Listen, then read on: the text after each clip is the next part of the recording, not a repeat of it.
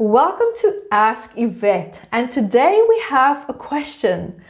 I wonder how to work with people who react defensively when you start to tell them that maybe their physical symptoms can be connected to their emotions. How do I deal with that?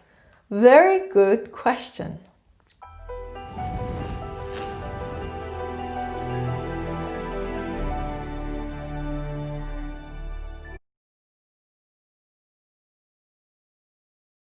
Hi guys, welcome, and my name is Evette Rose, author and founder of Metaphysical Anatomy, which is a big book about 679 medical ailments where through my research I found that we all globally share the same emotions and trauma associated with different ailments collectively.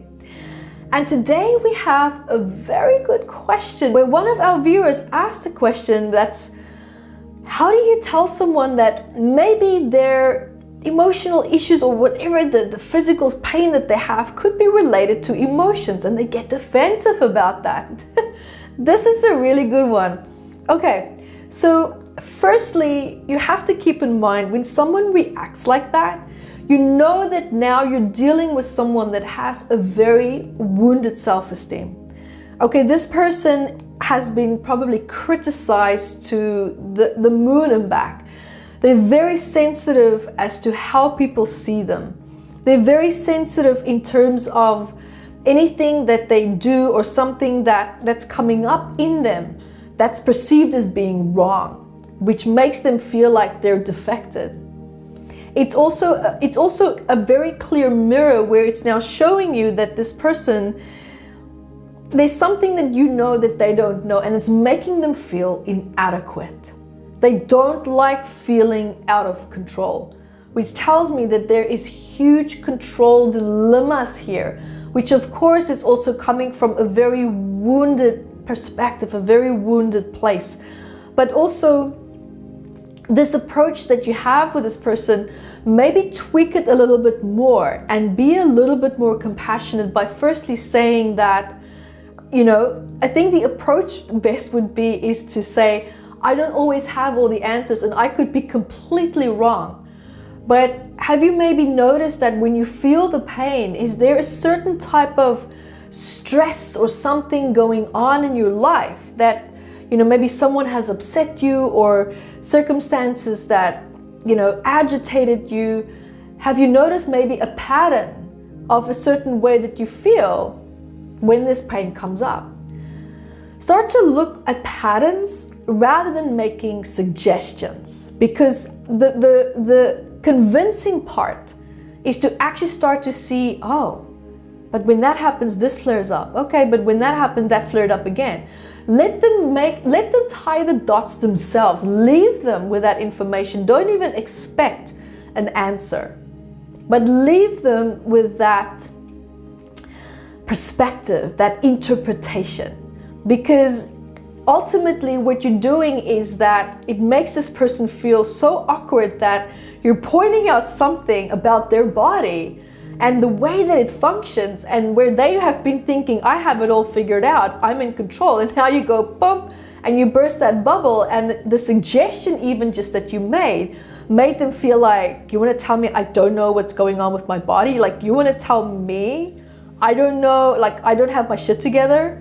Like, that's what it's kind of like coming forward. And it's funny because I have had people like that as well. I can totally relate to it.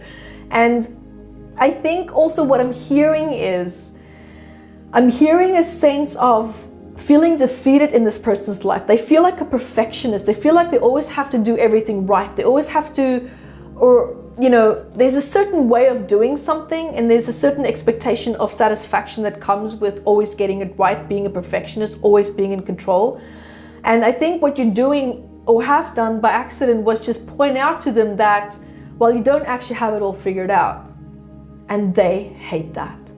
So as anyone can relate who is a perfectionist, if you do or say something, someone meaning coming to you, sorry, not you, but the person coming to you, and they completely disrupt this perfect pattern that you have set out for yourself that works really well, and someone comes and just blows that out of the water, it's a bit of you're going to get a reaction. You're going to get a reaction because their source of safety, comfort, and feeling in control comes from this part of them that's a perfectionist. That's where they find their value. That's where they find their sense of self. That's how they identify with themselves.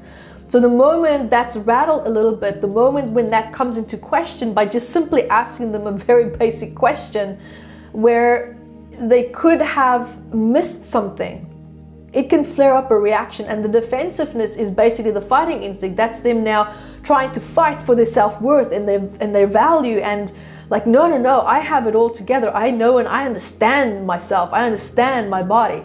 You wanna tell me I'm stupid? You know, that's where it kind of like comes down to. It comes very personal to their identity. Secondly, what you also triggered was, I think they know. I think a deep part of them does know that, but they don't want someone to know that they do know, because then they don't have the excuse of not looking in that area anymore. And I think the pain that they know could be waiting for them if they do dive into that is so great that they'd rather deal with the fight with you than having to dive into that.